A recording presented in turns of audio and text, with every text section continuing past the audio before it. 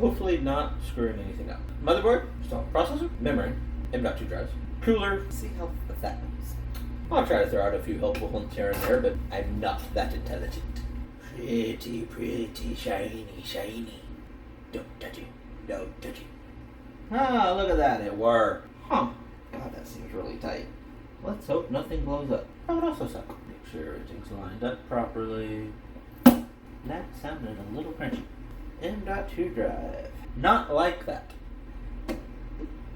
There we go. Let's go on to the cooler. That just looks nice. Don't scratch it. Don't mess it up. Well, that wasn't too difficult. Just be careful not to over-type. That may be way too much. Alright, let's give this a try. If that's enough.